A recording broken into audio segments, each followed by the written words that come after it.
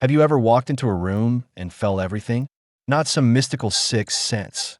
I'm talking about that moment when you immediately sense the tension no one's mentioning, the sadness hiding behind forced smiles, the unspoken conflict hanging in the air. While everyone else is casually chatting, you're drowning in a flood of information nobody else seems to notice. And here's the uncomfortable truth. This isn't a superpower. It's a curse disguised as a gift. Because once you start seeing through people, really seeing them, you can't stop. And that clarity will isolate you faster than anything else in this world. Alan once talked about the danger of waking up in a world that's still asleep. People hear that and think it sounds enlightened. But if you're someone who actually experiences this, if you see too much, feel too much, understand too much, you know it's not enlightenment. It's exhaustion. It's the weight of carrying truths nobody asked you to see. It's the loneliness of recognizing patterns and masks while everyone around you lives in comfortable illusion. Now, if this resonates with you, hit that like button right now. And subscribe to this channel if you want content that speaks to this experience without sugarcoating the hard truths about perception and awareness. We're building a community of people who refuse to pretend they don't see what they clearly see. Here's what we're covering today: why seeing clearly destroys your ability to play social games, the actual weight of carrying other people's unspoken truths, the profound loneliness that comes with perception, and the real danger nobody talks about: losing yourself completely when you become nothing but a mirror for everyone else's reality. If you're watching this, there's a good chance you already know what I'm talking about. You felt the isolation, carried the weight, questioned your sanity. So let me be clear: you're not broken. You're not crazy, but you're in danger. And the danger isn't what you think it is. Stay with me until the end, because we're going to explore not just why this happens, but what you can actually do about it. Let's talk about what nobody else is willing to say out loud: the real danger of seeing what others don't. Topic 1. The Curse of Clear Vision. You know what's funny? Most people spend their entire lives trying to see more clearly. They read self-help books, go to therapy, meditate in the mountains, all hoping to gain that precious awareness everyone talks about. But here's what nobody tells you: clarity isn't always a gift. Sometimes it's the heaviest burden you'll ever carry. When you develop the ability to see past the surface, to read between the lines of what people say and do, you don't just gain insight. You lose something far more valuable. You lose the comfort of ignorance, the peace of taking things at face value, and most importantly, you lose your place in the social illusion that keeps everyone else feeling safe and connected. Think about it like this. Imagine you're watching a magic show, and suddenly you can see all the mirrors, the hidden compartments, the sleight of hand. The wonder disappears, doesn't it? That's what happens when perception becomes your default mode. You walk into a room and immediately sense the tension between the couple pretending everything's fine. You hear your friend's cheerful voice on the phone, but you just know they're barely holding it together. This isn't intuition in some mystical sense. It's pattern recognition that's become so sharp it cuts through every mask, every performance, every carefully constructed facade. And once you see it, you can't unsee it. The truth doesn't give you permission to look away. Alan Watts understood this paradox better than most. He spoke often about the danger of waking up in a world that's still asleep. When you gain clarity about human nature, about the games we play and the stories we tell ourselves, you become an outsider to the very culture you live in. It's like being fluent in a language nobody else speaks. You can see the fear behind the anger, the insecurity behind the arrogance, the desperation behind the success. And while everyone else celebrates the performance, you're stuck watching the performer struggle beneath the costume. This awareness doesn't make you superior. It makes you exhausted. Because seeing the truth means carrying it, even when nobody asked you to. But here's where it gets really dangerous. This kind of perception doesn't just change how you see others. It fundamentally alters how you experience reality itself. You start to notice the mechanisms behind human behavior, the predictable patterns, the unconscious motivations. Conversations become transparent. Social gatherings feel like theater. Even genuine moments carry shadows of the unspoken truths lurking beneath them. And the worst part? You can't share this burden with anyone who hasn't experienced it themselves. Try explaining to someone that you can feel their sadness even when they're smiling, and they'll think you're either arrogant or crazy. So you learn to stay quiet, to nod along, to pretend you don't see what you clearly see. And that pretending, that's where the real danger begins, because it forces you into a game you thought you'd already escaped. Topic 2. The social game you can no longer play. Here's the thing about social interaction that most people never consciously realize. It's built on a foundation of mutual agreement to ignore certain truths. We all collectively decide not to mention the obvious discomfort, not to acknowledge the elephant in the room, not to call out the contradictions between what someone says and what they actually do. This isn't dishonesty, it's social lubrication. It's what allows us to get through family dinners, workplace meetings, and casual friendships without constant confrontation. But when you develop heightened perception, you lose access to this unspoken agreement. You can't pretend you don't notice what everyone else is successfully ignoring. And that makes you dangerous to the social order. Let me paint you a picture. You're at a party, and someone's telling a story about their recent promotion. Everyone's congratulating them, laughing at the right moments, asking enthusiastic questions. But you can see it, the flash of resentment from their colleague, standing nearby, the forced quality of their own enthusiasm, the way they're performing success rather than experiencing it. You notice how their voice gets slightly higher when they mention their boss, how their hands grip their drink just a little too tightly. The awareness crashes over you like a wave, and suddenly you're not at the party anymore. You're watching a play where everyone's reading from a script except you. The isolation hits hard because you realize something crucial. Your presence makes others uncomfortable not because you say anything, but because they sense you're seeing something they're trying to hide. This is where Alan Watts' teachings about the nature of illusion become painfully relevant. He talked about how society functions on agreed-upon fictions, stories about who we are, what matters, why we do what we do. These fictions aren't lies in the traditional sense. They're more like collective dreams that allow us to function without the paralysis of constant existential questioning. But when your perception cuts through these dreams, you become the person who accidentally says, "This is just a movie," in the middle of the theater. People don't thank you for that clarity. They resent you for disrupting the dream they need to believe in. And here's the kicker.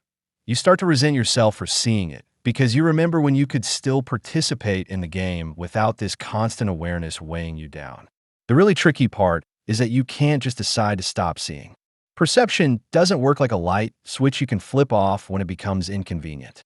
Once you've recognized the patterns, the defensive mechanisms, the unspoken hierarchies, the ways people manipulate without even knowing they're doing it, that knowledge becomes permanent. You find yourself automatically reading body language, picking up on microexpressions, sensing emotional undercurrents before they surface. It's exhausting, frankly. You want to just enjoy the conversation, but your mind is processing layers of meaning that nobody else seems to notice or care about. So you develop a new skill, the art of pretending you're still playing the game. You learn to laugh at jokes you've already deconstructed, to accept explanations you can see right through, to participate in discussions where you know everyone's hiding their real motivations.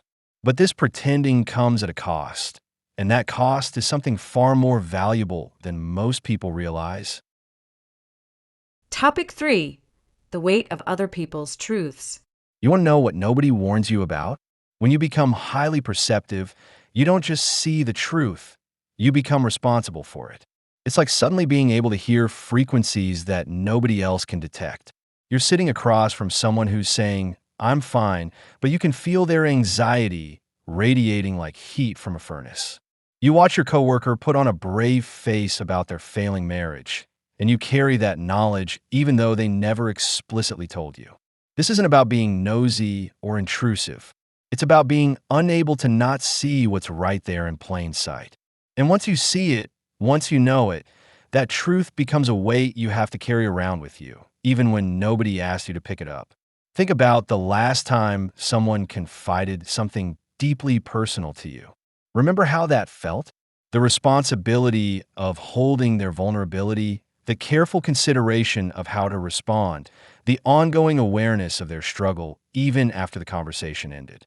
Now multiply that by every interaction you have, because that's what heightened perception does to you. You're constantly receiving information that people aren't consciously transmitting. The grief your neighbor is hiding behind their garden work. The fear in your boss's eyes when the company's future comes up. The loneliness of the friend who posts happy photos, but whose voice carries a hollowness you can't ignore.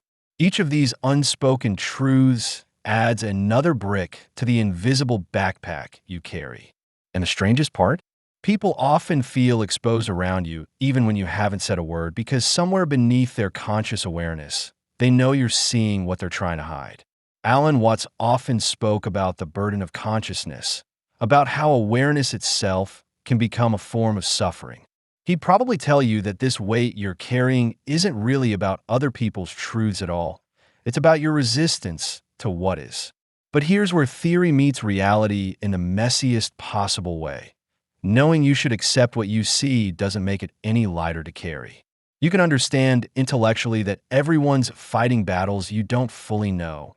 The human suffering is universal, that your perception doesn't obligate you to fix anyone.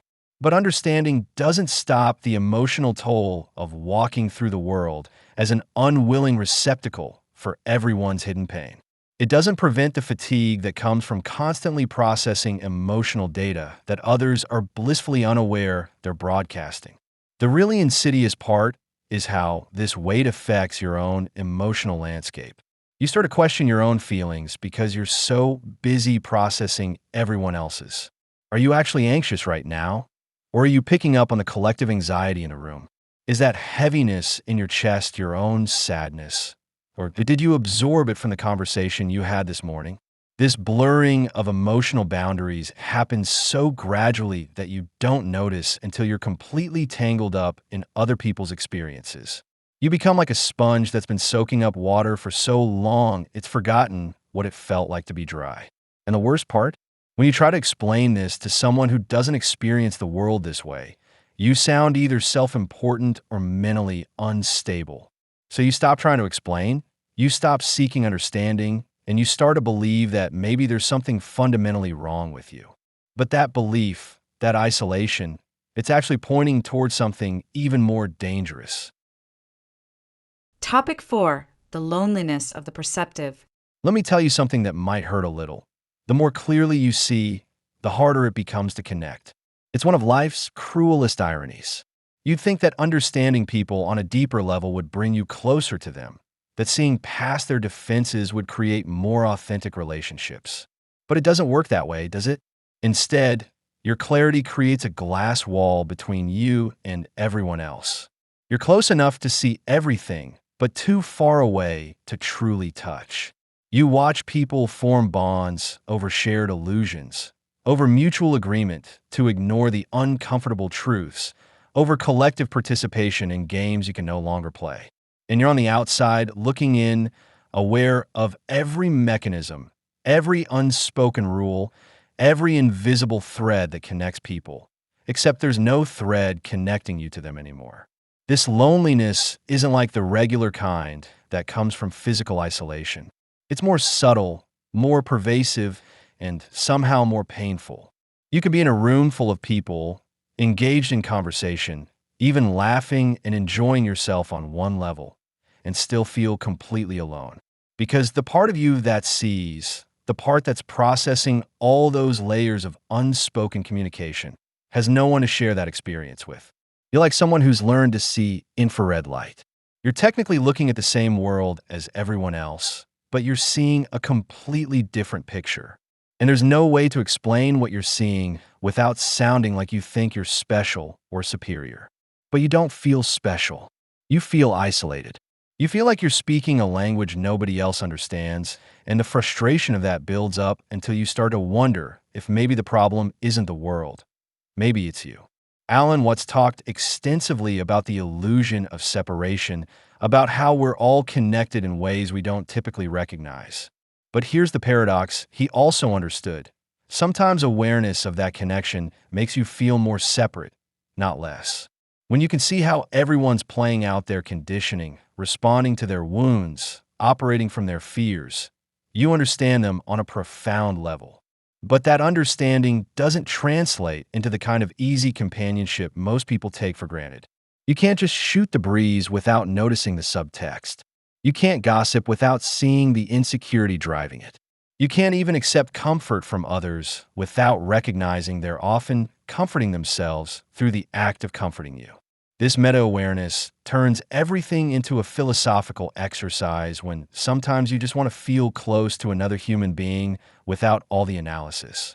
The really heartbreaking part is how this loneliness feeds on itself.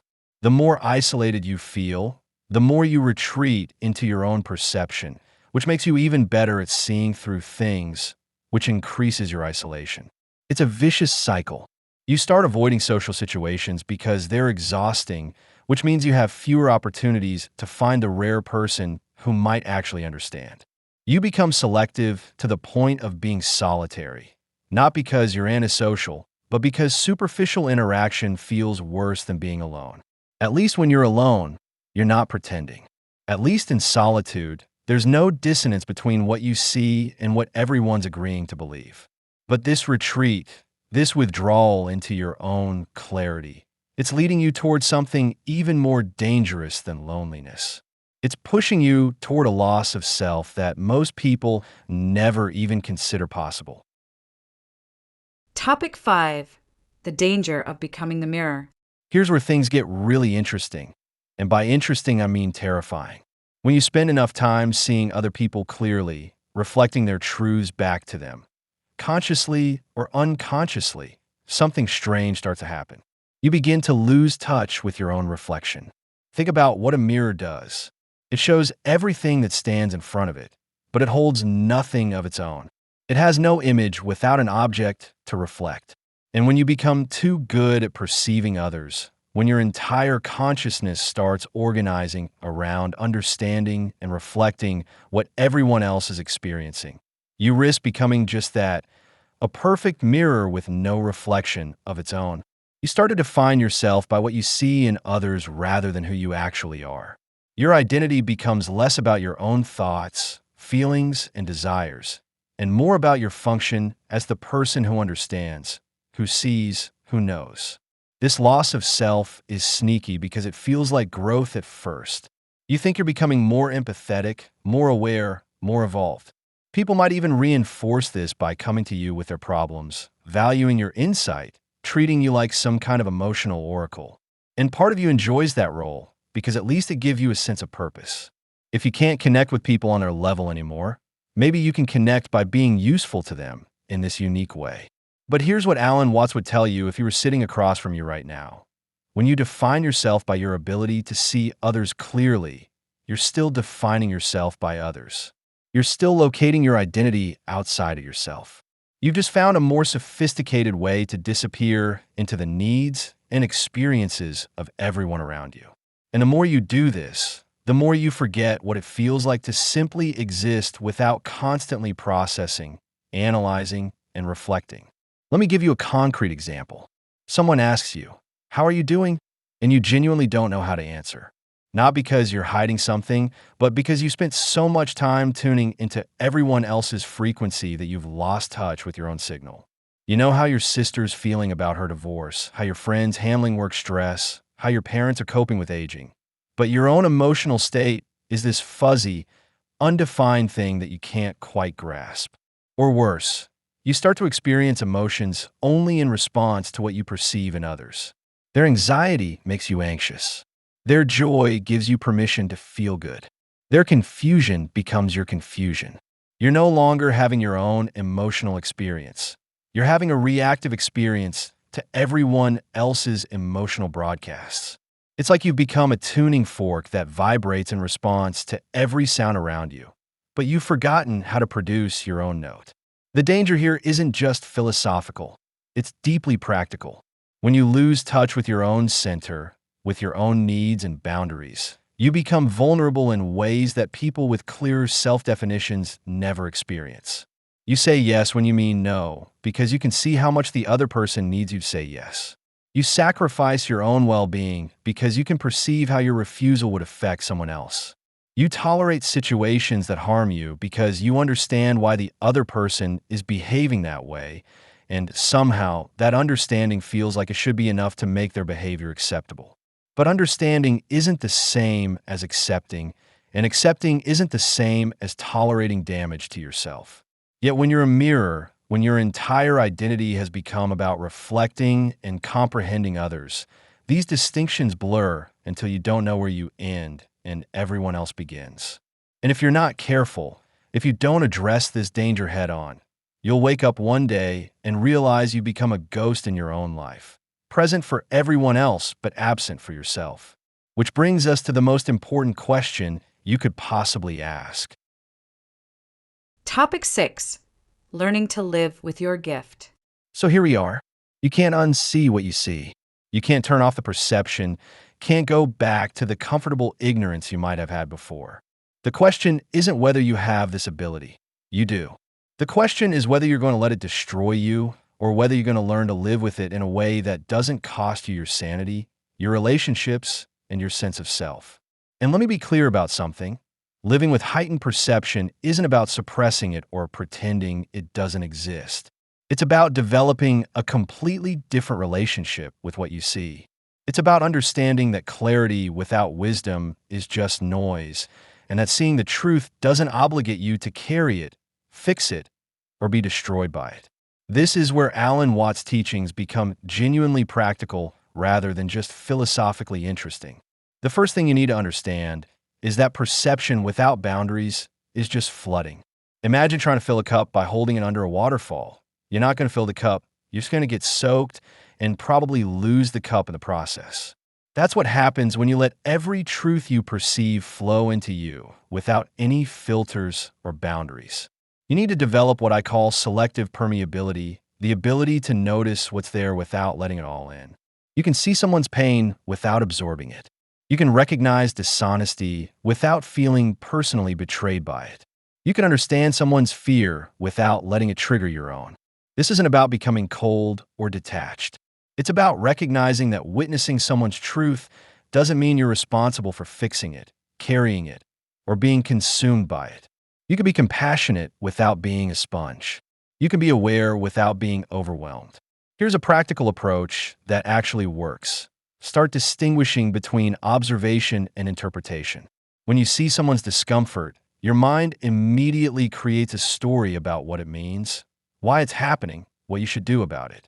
That story is where the trouble starts. The pure observation, this person seems uncomfortable, is neutral information. But your interpretation, they're uncomfortable because of something I did, or because they don't like me, or because they're hiding something they need my help with. That's where you add weight to the observation. Practice catching yourself in the act of interpretation. Notice when you're adding meaning, creating narratives, assigning responsibility. Most of the burden you carry isn't from what you see. It's from what you think it means and what you believe you should do about it. Alan Watts would remind you that reality is what it is, and your job isn't to fix reality, save everyone, or carry the weight of all that unspoken truth. Your job is to live your life with awareness, not to sacrifice your life to awareness. The hardest part, and I won't sugarcoat this, is learning to build genuine connections despite your perception. You need people who don't require you to pretend you see less than you do. You need at least one relationship where you can say, I noticed this thing that nobody's talking about, and not be met with defensiveness or denial. These relationships are rare, but they're not impossible. Look for people who do their own inner work, who aren't threatened by truth, who value authenticity over comfort. And here's the important part. Be willing to be seen as clearly as you see others. If you're always the one doing the perceiving, the understanding, the reflecting, you'll never experience true connection. You have to be willing to be vulnerable, to be the one who's transparent, to let someone else see past your defenses. That's terrifying when you've spent so long being the one who sees, but it's the only way out of the loneliness. It's the only way to remember that you're not just a mirror. You're a human being with your own reflection, your own story, your own truth that deserves to be seen just as clearly as you see everyone else. And maybe, just maybe, learning to live with your gift isn't about managing it at all. It's about finally letting yourself be seen. Conclusion: the choice you make right now. So here we are. You've made it to the end, and that tells me you're not looking for easy answers. You're looking for truth, even when it's difficult. And that takes real courage. Let me ask you something. What are you going to do with what you see? You can't unsee it. You can't go back. But you do have a choice about what comes next. You can let your clarity consume you, isolate you, turn you into a ghost. Or you can learn to carry your perception differently, with boundaries, with wisdom, with the understanding that seeing truth doesn't mean sacrificing yourself to it. Here's what I want you to do right now. Pick one thing from what we discussed and apply it. Just one. Maybe it's practicing the difference between observation and interpretation. Maybe it's setting a boundary with someone whose weight you've been carrying. Maybe it's finding one person who doesn't require you to pretend. Don't try to fix everything at once. Just take one small step toward living with your gift instead of being destroyed by it. Now, I need your help with something important.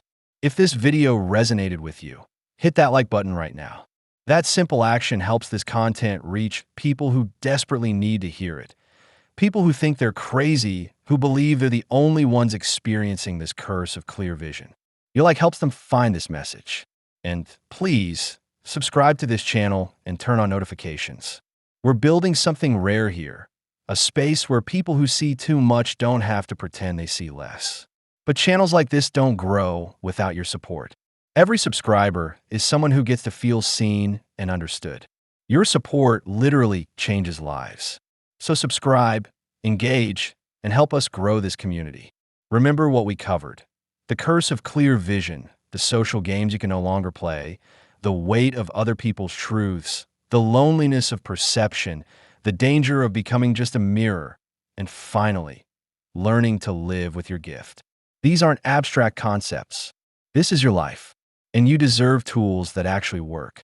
Alan Watts understood that the same clarity that can liberate you can also imprison you, depending on how you relate to it.